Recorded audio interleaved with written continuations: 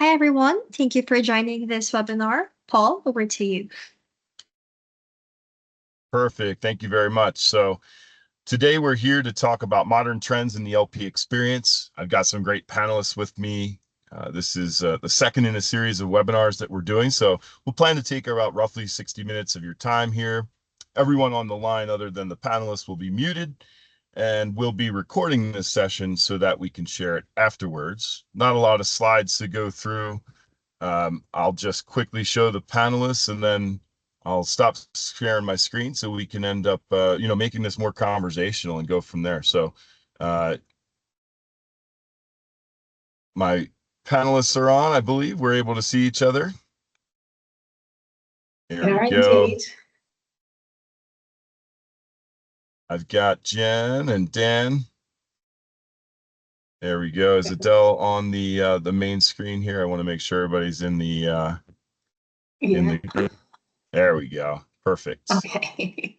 All right. Thank you. So to take not too much more time on introductions about myself, I'm Paul Landy. I've been with FIS a little bit shy of 10 years at this point, but have about 20 years of experience in private equity, helping LPs through their experience with portal selections and making the GP's life easier for servicing their GPs. And our panelists here today all have more experience than myself in this area. So I'll pass it over to Dan Cates to say hello and give his introduction, and then we'll go from there. Great. Thanks, Paul, and happy to be here this morning. My name is Dan Cates. I'm a longtime veteran of FIS. I've been working on solutions servicing the alts now for more than half of my career. My focus over the last few years really has been on our investor portal solution, digital data exchange, and looking at the end-to-end investor experience. And more recently, I've been working with clients to really unlock the value of data to meet both their own goals and to really enhance the investor experience. Awesome. And I'll toss it over to our friend Jen from Lion Point Alpha. Thank you. Jen Jackson. I am a director with Alpha who is currently leading the investor experience practice for North America. For North America, I bring forward a pretty deep history in technology transformation from my early days at Accenture all the way through standing up a transformation office at HarborVest and then landing at Alpha, where my consulting and private markets background really come together. Looking forward to this discussion today. Yeah, it's great to have you here, Jen, and you bring a wide breadth of experience, and really happy to have collaborated with you on the way into this discussion. Really excited to have these the discussion with you today. I think it's going to be great.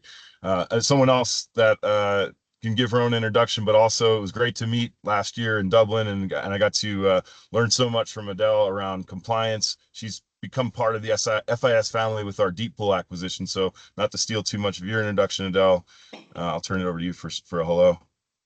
Thank you very much, Paul. Delighted to join my fellow panelists this afternoon, Dublin time. My name is Adele Brophy. I am Governance, Risk and Compliance Policy and Regulatory Affairs for the Lifecycle Manager product, which is our AML suite.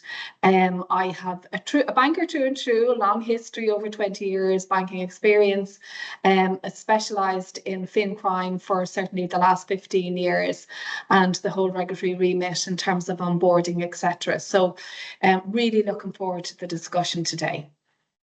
Perfect. Yeah. So a great way to frame these talks and every webinar that I do is always, we're thinking about this from the lens of the modern LP experience and what does that look from them. And so Dan, I'll start with you.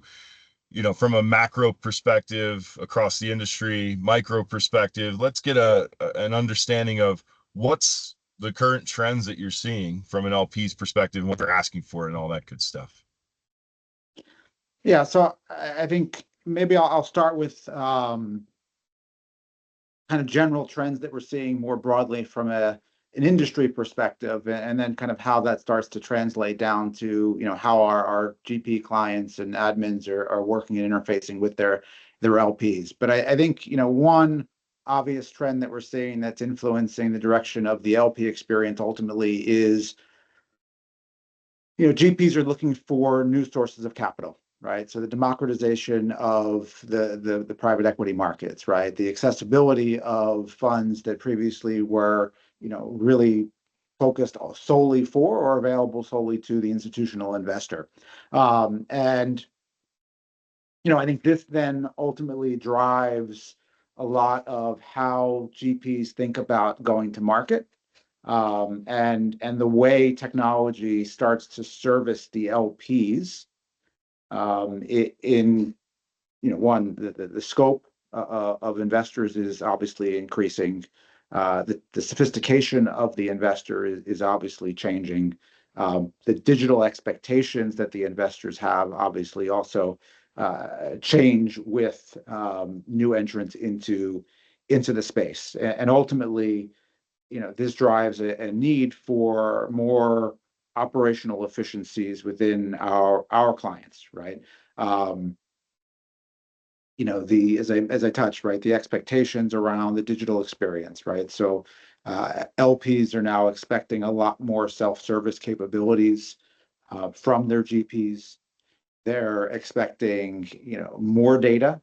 And I would say, when we think about data, it's the quality of the data that's being provided, the depth, the format, the timeliness, right? And our GPs are having to adapt and make sure they have the right tools and technology in place to be able to provide that experience to their LPs. Yeah, that's a great point. The breadth of what they're asking for, it takes moving mountains, right, without systems, processes, right, to get that in a timely fashion. So all good points, Dan. And Jen, as one of our consulting partners, you definitely come at it from a lens of assisting clients to get to that end goal, right, to hit the end zone that Dan's talking about there. So if you could give us some of your trends and what you're seeing from your clients' perspective and how you're assisting them with these types of projects. Yeah, so we're seeing a pretty significant uptick in clients and GPs coming to us for really understanding the strategy that they want to build on.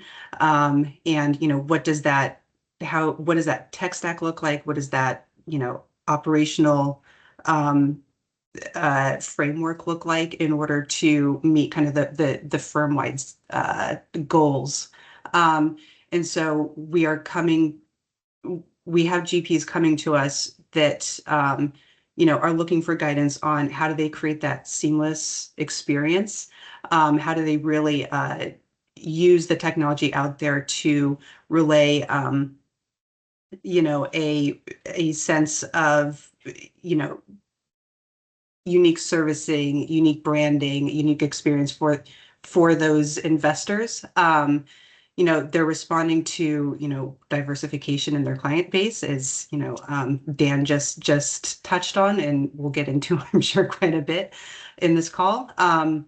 They're looking for, what type of technology is going to best serve their goals. So, do they need someone, a technology that is established and proven and, dominating in the market, or are they looking for, a development partner and an early entrant into the market where they have a lot of influence over their roadmap? And so really helping our clients understand where they fall on that scale, what their North Star is really where we start that journey with them. Yeah, everything I'm hearing is wraps around that white glove experience that you're ultimately providing and looking to help your clients provide. That's a huge lift, right? That's a huge lift for your clients. And so you being able to have gone through these battles many times, you're able to give that oversight and really provide that guidance. So that's great. Good to have you here, and really happy to go into these topics more in depth. Adele, same thing on your side. I know you come at this from a compliance lens, AML, KYC, specifically, I know is your forte, right? But trends that you're seeing overall from an LP's perspective. Yeah, so I think it's a tale of two halves, to be very honest with you. So, the compliance and the regulations and, adhering to the regulations in terms of procuring, as Dan was saying, like the right data, the right documentation to meet obviously the mandatory compliance requirements is critical and imperative, and really go the basis of and foundation of business conduct standards. And then we have a look at the customer experience, so like looking at the investor and that whole end to end. And certainly the customer is king, and we need to service the customer in terms of that first look interface, be it the client portal, etc., investor portal, that they have really good engagement in terms of that touch point, what that looks like, that it does elicit out all the required information that needs to be there, and that they have that seamless steel thread right through, that they're providing the right information up front, that there's that straight through processing then when it actually comes to engaging with the back end of the system. And I think that's a tale of two halves, and it's always one competing with the other. And really I think what we're seeing and what our clients are telling us is that if the more intuitive, the more deep regulatory logic that is built in within say the user interface to the investor, essentially that actually solves a lot of the problems, because it's, even though the investor isn't aware that a lot of this is compliance stuff, it is very intuitive for them to obviously populate the information in plain English, and obviously it's that first engagement, and hopefully it's a single engagement that you can onboard seamlessly. Yeah, that all stems towards kind of wrapping up what you're saying there. It seems like more of like the most operational sophistication is almost bare minimum at this point. And it's one of those things that an LP expects, right? So Dan, I'll throw this one to you. Thinking and hearing what Adele and Jen have said, the operational piece where these GPs just have a checklist that's a bare minimum for engaging or having an LP engage with them. Are you seeing that evolving, and what does that look like now? I mean, yes. I mean, I think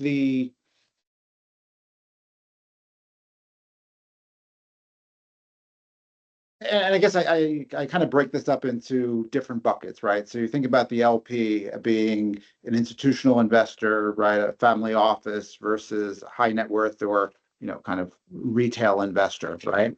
And I think the requirements and how folks interact is going to be very different based upon the size and maturity of the LP, right? So from an institutional LP perspective, right, I think there's going to be a very clear set of expectations on what they're going to look for and conduct as part of their due diligence on the GP, right? And the ability for the GP to be able to answer and provide assurances around the platforms, the capabilities, right? The level of white glove service they're going to receive being a large investor in a fund or across multiple funds with that GP. Right. I think that's very different when you get to a retail or high net worth investor that's not looking across as many funds, right, or is not necessarily going to do the same level of due diligence, or is not going to get the same level of treatment, right? And I think there's that balance of how do the GPs service clients of different sizes?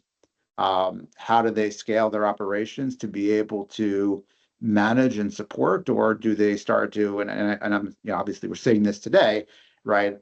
As we go to smaller investors with smaller commitments, right? They're servicing those type of funds through other entities, right, or other organizations, or pooling assets to create a single commitment, to those funds, right? So they're not trying to service the lower end or the smaller investors. I guess lower end's a bad word to use, but the smaller commitments, right? So I think that's kind of the, and again, I think the other side of this is obviously fee pressures, and the increased demands that the investors are placing on the GP, right? And their ability to answer and deliver the data that's being demanded. Yeah, to your first point there, where there's different types of LPs in this space, Adele, I'll go over to you with, you service a lot of, I'll call it sophisticated types of funds. The funds themselves are hybrid in nature. They have a lot of liquid, sometimes illiquid assets mixed together, and it's almost like operational sophistication's a bare minimum in your world, right? Is that the case? Is that what you're seeing? Like, if you don't have something in place, you're almost not a player, right? In your space. 100%.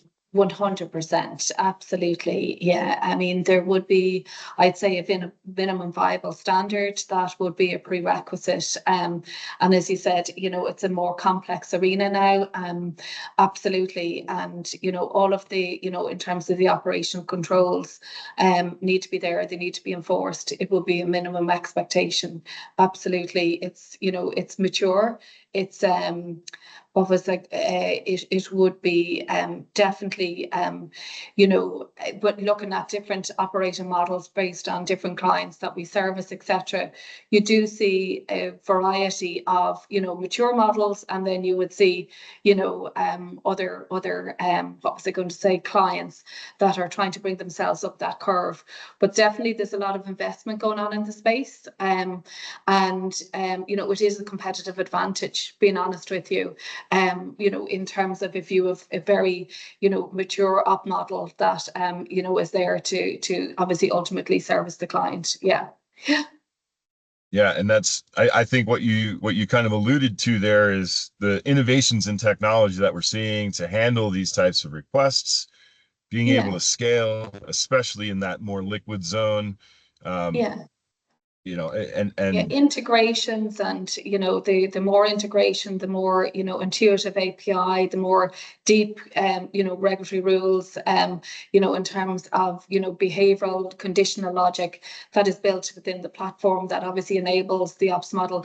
You know, it speeds everything up, but it also makes it you know, very mature, and certainly it is definitely, as I said, a competitive advantage. Yeah. And a digital checklist, right? Like a lot of this process wraps around digital checklists, as I understand it, right?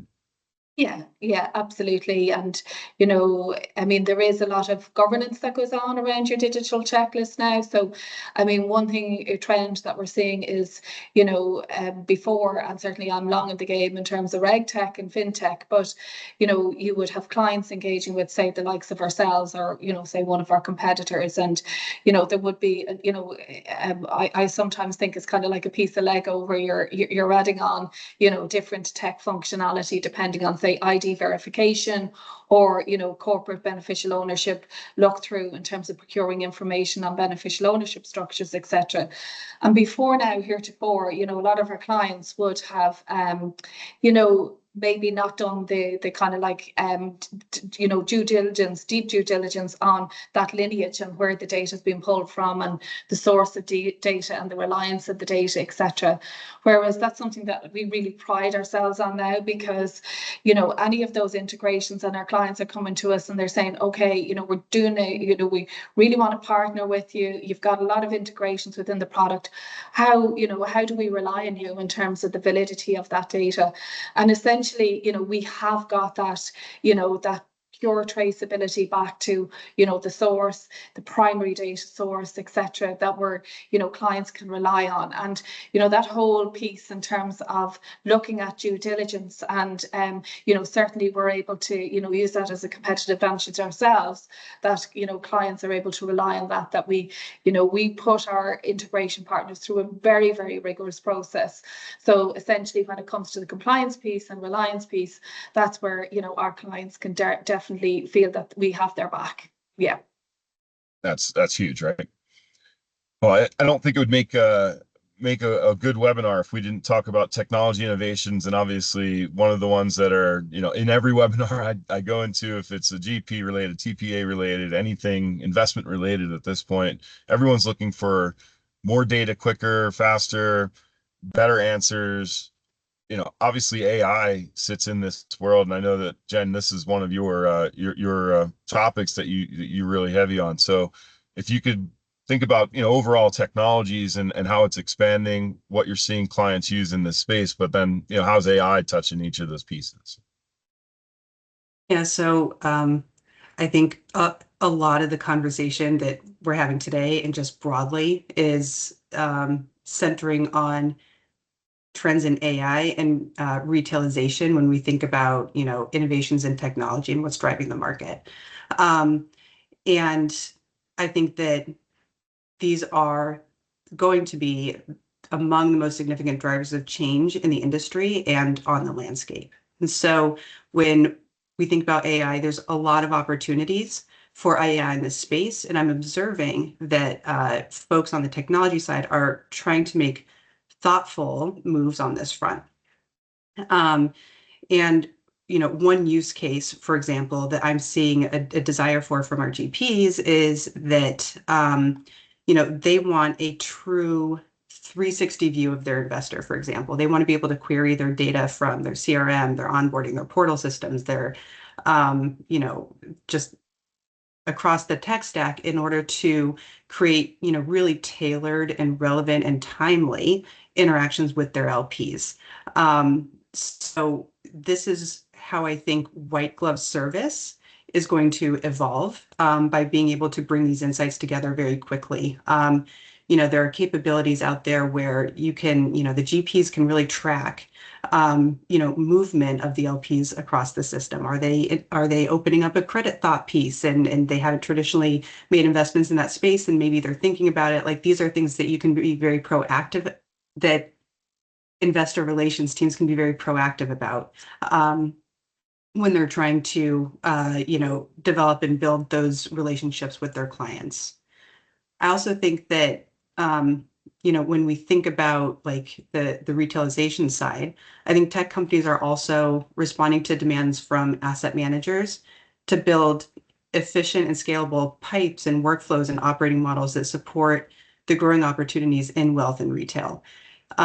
So today, complex e-subdocs and cumbersome onboarding really make it impossible to administer smaller investors at the scale necessary to support a retail strategy. I think that as technology drives standardization, streamlines and removes friction from the traditional administration methods that the industry's they've historically relied on, these managers can then tap into, one of the biggest growth themes in the industry. And we'll see asset managers continue making investments into modernizing their portals, their reporting, their onboarding capabilities, et cetera. Yeah, that's I think some of the touch points that you mentioned around, it's not just the LP querying what's my assets at the GP. The GP is getting a profile of their underlying customer, their clients, and using AI and projects to do almost like what fund should we offer next, if I'm hearing you correctly. Absolutely. There's a tremendous opportunity for really precise and relevant cross-selling when you're kind of bringing those insights together.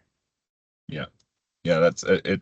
I mean, I'm just tipping into my ChatGPT and Copilot usage on my own, and it's mind blowing what we can get out of it very quickly if you give it the proper prompts and you're starting to get yourself operationally efficient on using these types of technologies. Then I think we can get some really cool answers quickly. Great insights there, Jen.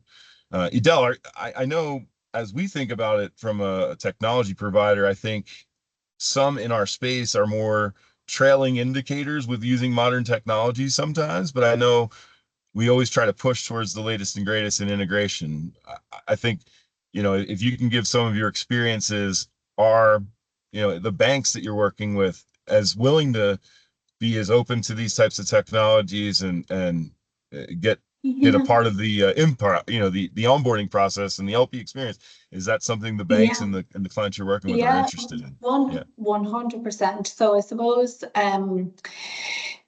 definitely AI is the on-trend de rigueur topic, and everybody wants to be on the AI bus and where that's going. And I think, but there is a little bit of I suppose from an air of caution, what I'd say, in terms of, the appropriateness use of AI. So, exactly what Jennifer was speaking there, like, it can be used as a very, very dynamic tool in terms of, profiling, etc., in terms of targeting client base and, having very, very tailored comms, etc., to, obviously, your baseline, investors, suite, etc. But what I suppose one of the the cautionary pieces is, there is in the EU like an AI Act, which looks at really robust governance around the utilization of AI, for these intended purposes. And we've all learned the I suppose the mishaps in the past, in terms of the financial crash back in 2008, and some of us are long enough in the tooth to be working at in the industry at that time, and lessons learned. And I know some of it is AI is absolutely phenomenal, but it's some of it is the unknown virgin territory, and there is a little bit of a cautionary tale around that. I know obviously in the US, with the new administration in January, there was a new what was a rule that the Trump administration introduced on the 23rd, around AI, financial services, etc. And it is the opportunity is phenomenal, but it always is met with certainly an air of caution. And the likes of say the Basel Committee, etc. Like everybody's talking about it, but it's also to use it in the right way for the right purpose and legitimate basis, as opposed to let's all embrace AI and isn't it wonderful what we can do with it. It's using it in the right way, right purpose. And I think if certainly the conversations that I'm having in working groups and one-to-one client engagements, very excited about what we can develop, but developing it in the right way that we can stand over it from a governance perspective. Yeah. And I'll turn this over to Dan. Edel said long in the tooth. I won't say that Dan's been long in the tooth with this AI stuff, because I know you're a Philly sports fan. AI used to mean a totally different thing. One of our favorite players that was on our Philly basketball team. But as you look at it from AI, and that perspective, you're managing a roadmap. You're managing a technology, and clients are looking for that concierge feeling. How are you looking at this from a technology perspective when it comes to AI? Well, I think, interesting. We had recently an event in London, our Buy-Side Innovation Summit earlier in June, right? And during the morning sessions, and we had a number of panels, and I think the competition was what word was used more, data or AI? I felt like in 2024 at our summit, AI seemed to win the day. But I think actually in our 2025, data actually won the day, right? And I think what's important here is that AI is really only as good as the data set that is layered on top of, right? And I think fundamentally, when we look across the industry, we still have a data problem, right? There's a lack of standardization of data. Many of our firms have, right, a data management challenge in that information is siloed, right? So to Jen's point of a 360-degree view of your investor, right? Well, how many different systems is that investor data sitting in, right? And how do I start to bring that data together in a meaningful way, right? How do I develop a semantic model across all those sources of data, or how do I represent all the data from those different sources in a single place of truth that I can layer a semantic model on top of, that then I can reap the benefits from what AI can deliver, right? And start to derive insights, right? So a lot of what we've started looking at, certainly from a roadmap perspective, right? Because if I look at our portal solution, right? The data that we have from a audit perspective, right? We know who's clicked on what, we know how many times people have clicked on it, we know how recently they clicked on it, right? That lives in the portal, right? The CRM starts to have information as to what meetings have been had, right? Who's been talking to whom, what questions have come in, right? There's due diligence software, right? That's also now starting to look at, what are the questions that are coming in as part of the diligence process for a LP looking to invest in a fund, right? Again, you've got all these silos of information that kind of influence or part of the investor life cycle or investor journey, as it was, to derive meaningful insights. To Jen's point, I think she's precisely right in that ultimately people are trying to be more targeted, right? It's no different than if you think about, traveling websites and cookies, and then getting an email an hour later, you've got something in your cart, or I noticed you were looking at something, right? Same concept, right? And now it's coming to, everything that we do in things that we traditionally would say we wouldn't expect it to, right? But those capabilities and possibilities start to be unearthed when you start to have all of the data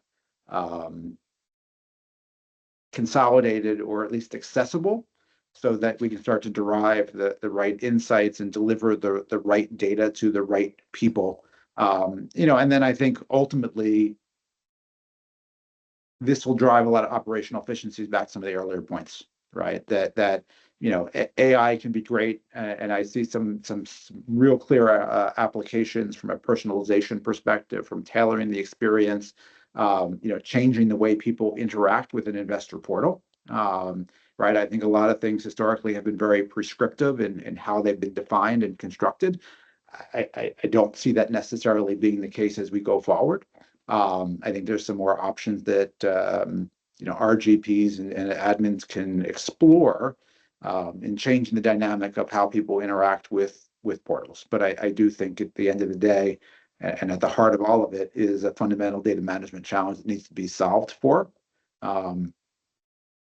to give us those capabilities and operational efficiencies for being able to service the investor in a efficient manner.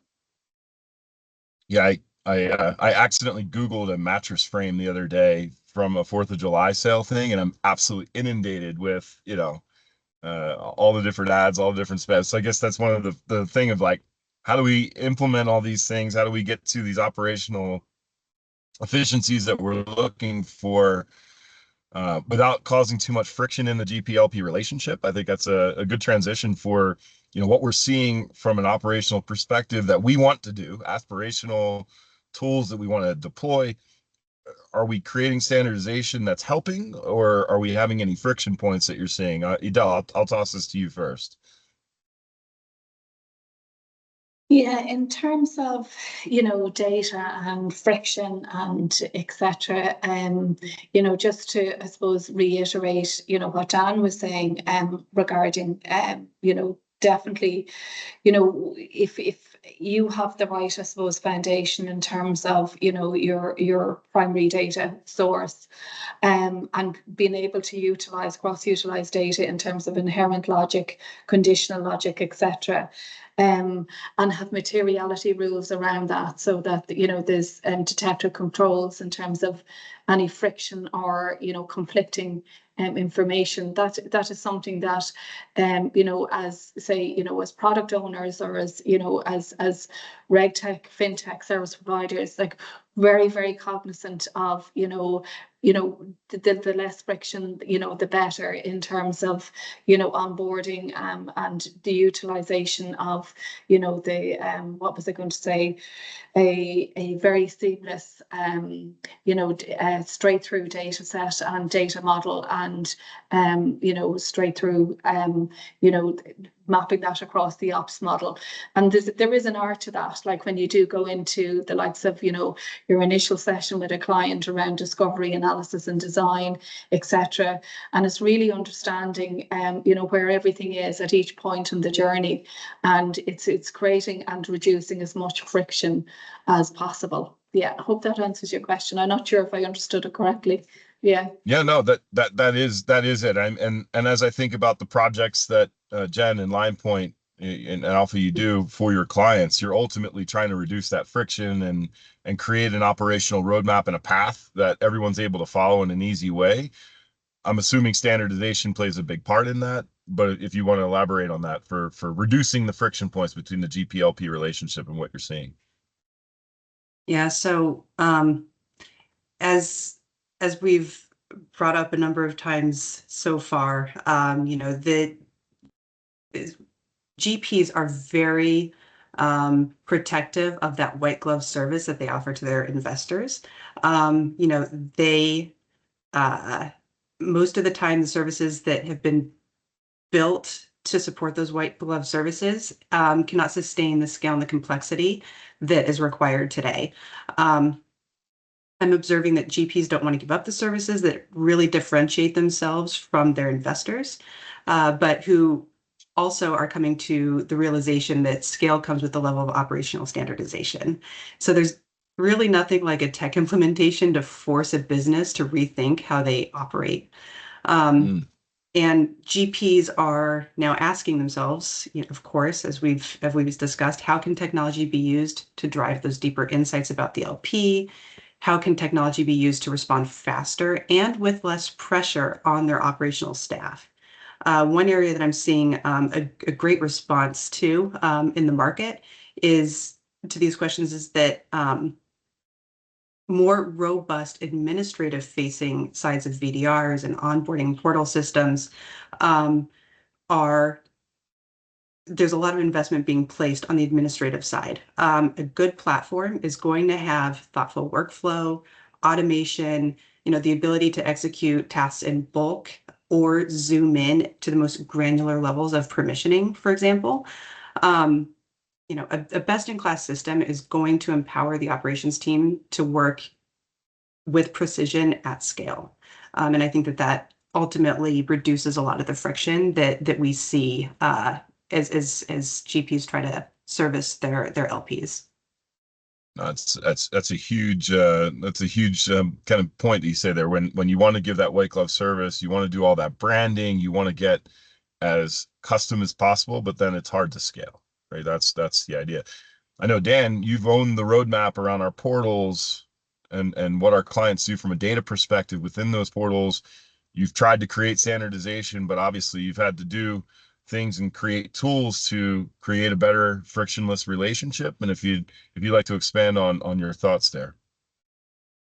Well, I think, standardization in private equity has been kind of the maybe the holy grail that we keep striving for or talking about, but struggle to reach, right? So, it is critically important, but, in the conversations, when we think about reporting, right, and we think about historically what certain GPs have provided to LPs or what LPs have been accustomed to, right, it becomes very hard to achieve some of those standardizations because what comes out of it is, great, I've got a standard, and then I have a bunch of one-offs, right? And those one-offs, which are tailored to the white glove, become operationally very difficult to support and maintain. And again, I think this also goes across you think about the sophistication of the investor, right? The institutional investors are going to be asking for a lot more, and that white glove service and the demands are going to be evolving and changing, and achieving standardization. Still, I think it's where a lot of folks see the need to get to, right? It came up in some recent meetings that I've had with clients over the last couple of weeks. But I don't think anybody's got a clear vision as to how do we achieve some of those standardizations from an industry perspective. I think your other point, which is quite important, I think, and it's interesting Jen mentions it, right? When I look at the roadmap and where we've been making our investments from a product perspective, a lot of folks say, hey, it's all about the investor and it's all about the LP's experience. I would say we've probably been making more investments in some of the back end processing and capabilities of the platform to support the administration for our clients directly, right? The scale for which that they are distributing information, the way they want to package information to their investors, the volume of data, right? I mean, obviously we've seen growth of our platforms year over year, but the volume of materials that are being disseminated through the platform, right? We're seeing significant growth, right? And it's beyond just we're adding new customers onto our platform. It's the growth in the materials that our existing clients are sending, or existing clients expanding the scope of offerings that they're bringing to the market, and therefore the amount of content that they're distributing, right? Looking through referencing our audit tables, right? And we look at, one quarter's reporting to another, right? We're seeing, 10-20% growth in terms of content being distributed year over year, right? And for our clients to manage that distribution of information, right, the tooling and technology and automation that we can put in place to facilitate is more and more important, right? Because they're being asked to scale without additional headcount, right?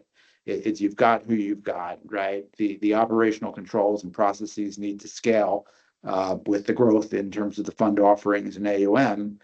without the need for, additional headcount, right? I think there are places where headcount can be introduced, but for many of these processes, they're looking to technology to solve those problems for us. And that's a significant area where we continue to make investments and look at re-platforming or re-updating or changing screens or changing the workflows that our systems support to make it, faster, simpler, easier.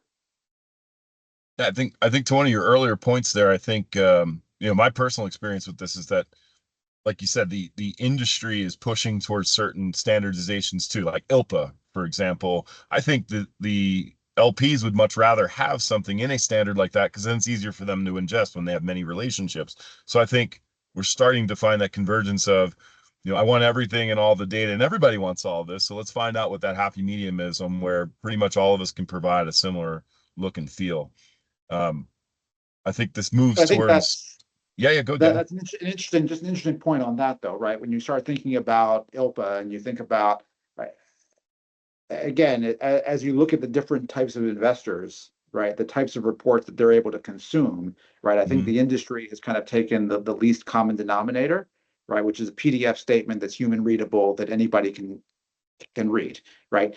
That is the least convenient, right? It's an unstructured data format that you're delivering to sophisticated firms that can ingest and deal with structured data, but it's a necessary evil because you've got to distribute information to somebody that doesn't have technology, right? That's going to be ingesting and reading materials, right? So I think that's some of the challenges that we see in the industry, right? Is how do we don't want to create operational processes based upon every classification of investor that we have.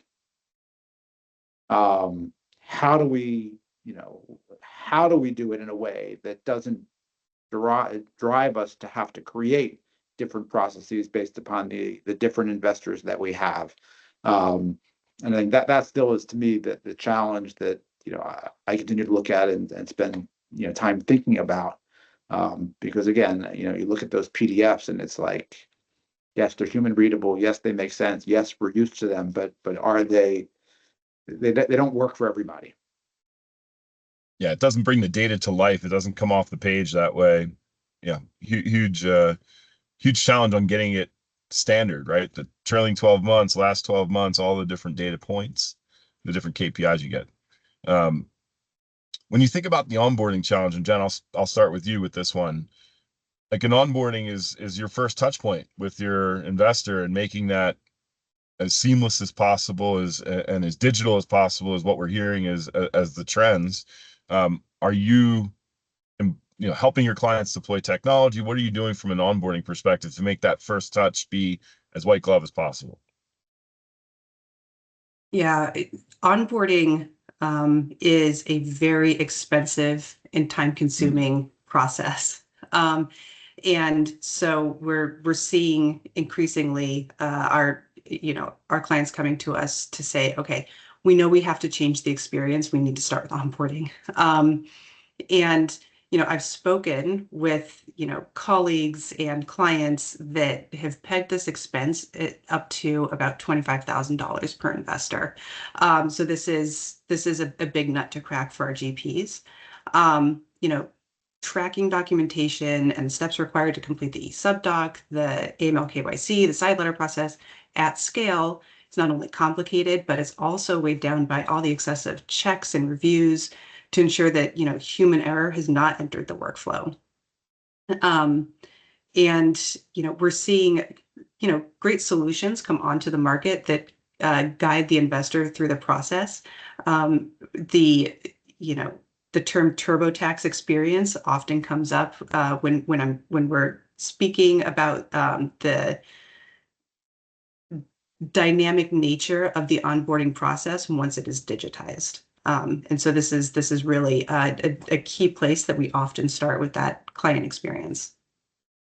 Got it. And so making it simple to do, right? Like making it not like pulling teeth each time. I think that's what we're seeing, right? There's an uptick in or a downtick in turnaround and having to go back to them and having them fill something out because it's not 10 digits versus 9, right? Or something to that effect. I think that communication back and forth is key, is what you're saying there, right?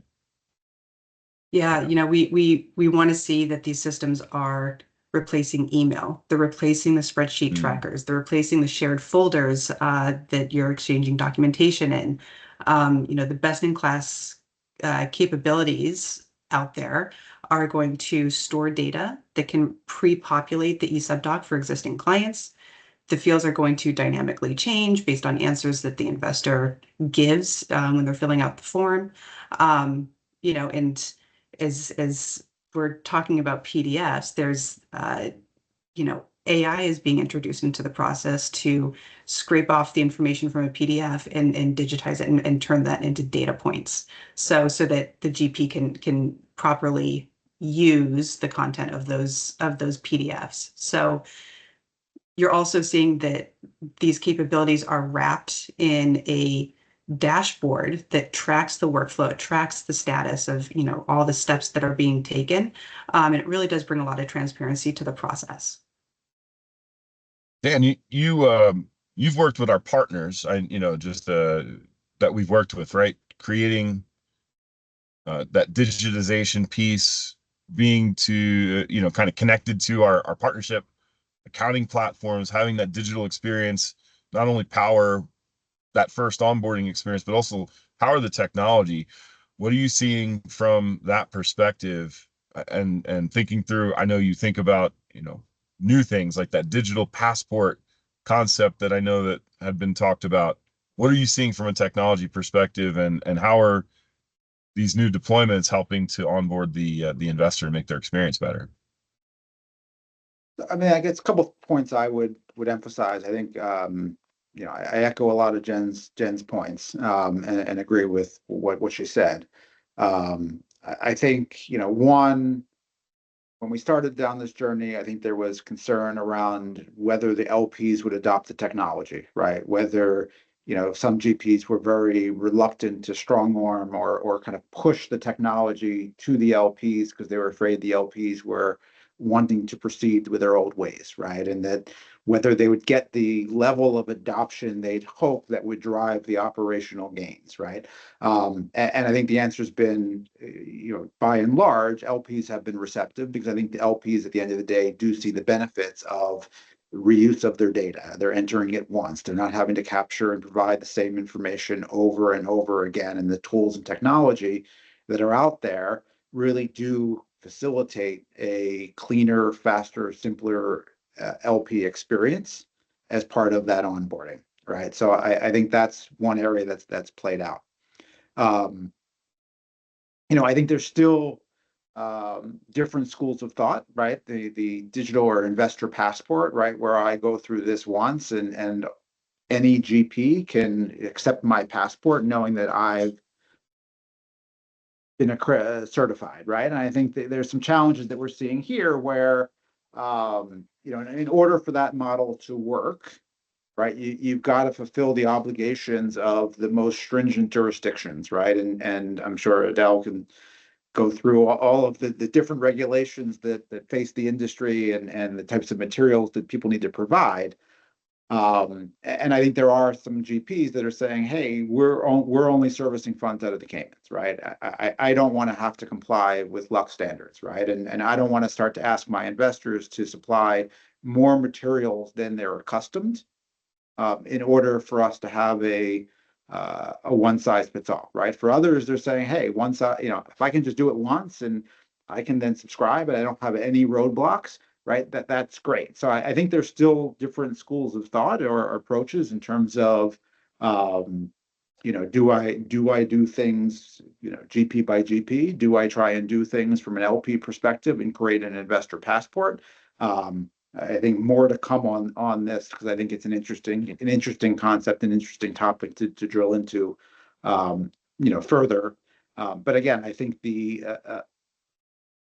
I think one of the other challenges, frankly, the more vendors that are in the space that are trying to solve this problem, I think that also is a challenge to the LP, right? So if you've got 10 eSubdoc processes and they're all capturing your information, and I've got to complete them based upon that, how does that help the LP, right? The LP is capturing the data, they're duplicating their work.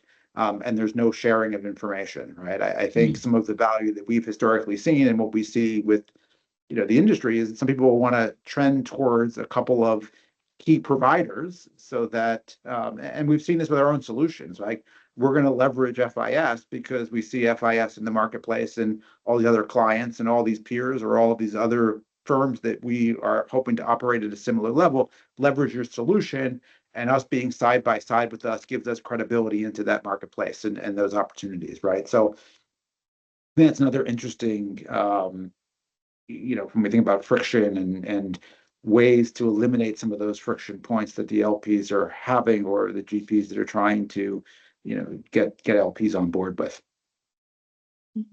Yeah, and to your point there of doing it to the most stringent and to the nth degree is kind of the most minimum standard that we need. Adele, you're working with clients that are constantly onboarding, and that has to be a challenge. Yeah, it's a topic very close to my heart, and definitely, the whole, if we just look at it through the purview of the AML lens and client onboarding, and Jennifer mentioned it earlier on in terms of the cost to onboard is absolutely massive.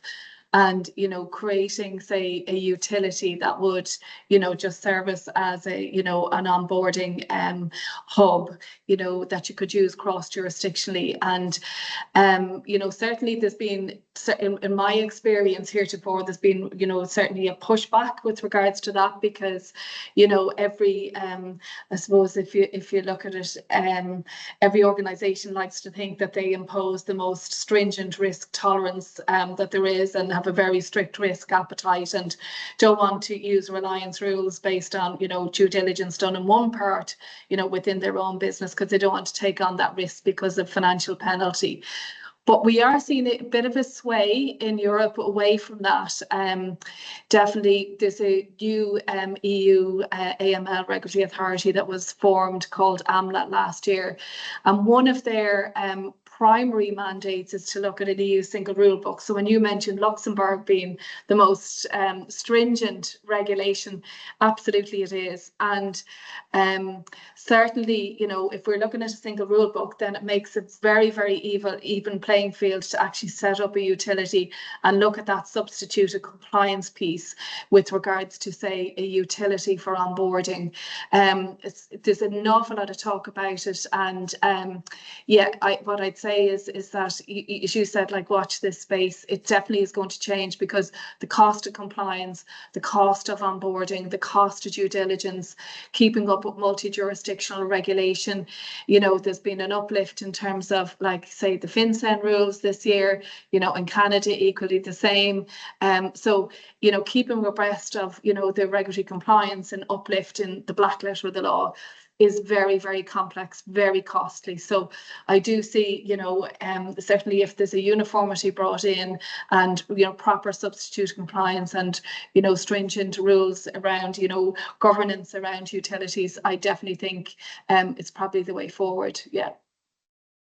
Yeah, that's huge, right? Like you said, to the nth degree is what we have to aim for all clients, right? And getting that most compliant client happy is huge. I had a lot of questions, additional questions, right, to go through. Portfolio data and LPs expectations there. I think AI, screen scraping, a lot of the talk that we talked about from the onboarding experience might be there. Unfortunately, we're probably not going to get too deep into those questions because I want to give everybody a chance to, kind of give a closing statement and kind of give their perspective from, advice, right? If you're talking to a new LP or you're talking to a GP that's trying to advance what they're doing. Adele, I'll start with you. How would you summarize the advice you'd give to somebody entering into this space? Yeah, I think, to be honest with you, exactly to, I suppose, back up Dan's statement is, like, get your data right from day one. That's critical. Get your target operating model 100%, bedded down. Know exactly, that, as Jennifer mentioned, like your investor category, etc.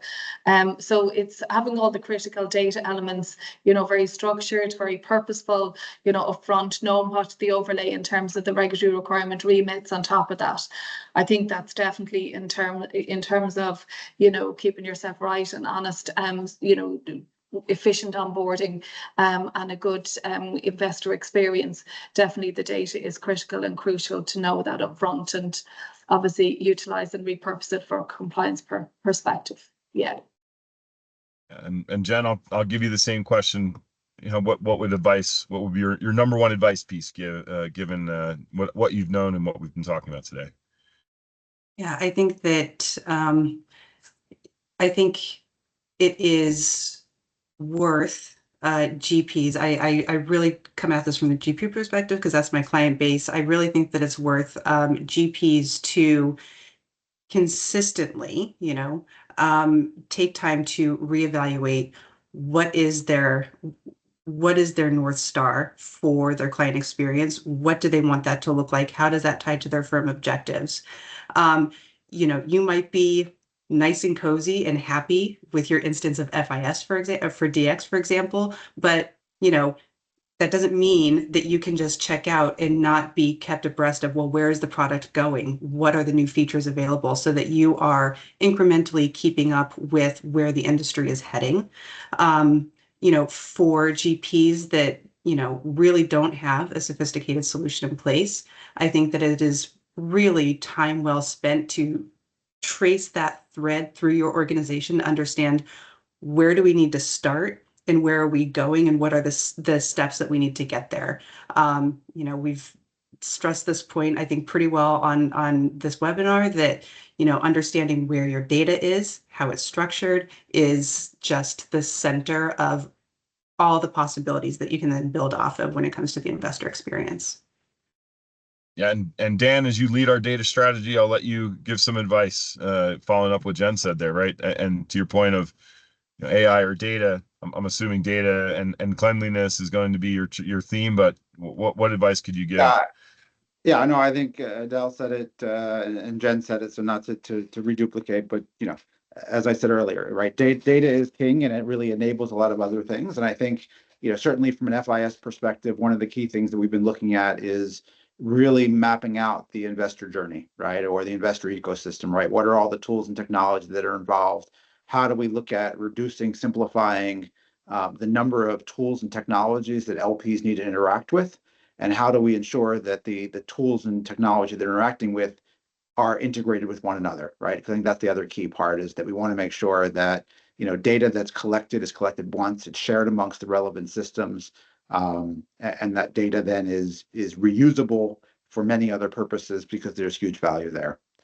So I do think it's important that whether you're a GP, whether LPs come to the process knowing what data you're going to need to have, understand what data you need to collect as part of that process, and have the systems in place to be able to manage, store, collect, and drive insights off of that data. And from the GP perspective, put the right tools in place to enable you to service your investor appropriately. That's perfect. I think that's a good closer, Dan. Thank you for everyone joining today. This has been great. I definitely learned a little bit more. Every time I speak to you guys, I learn a little bit more about what you're doing from an LP's perspective and how you're enhancing their day-to-day. I've left on the screen here the upcoming webinar on July 16th, where we're going to have a very similar discussion. Deep dive topics with Fairhot, Amanda, John, and Rob, our partner from Snowflake. So very happy to have everyone joining today, and look forward to speaking with you again soon. Thank you. Thank you. Thank you. Thanks, everybody. Thanks, panel.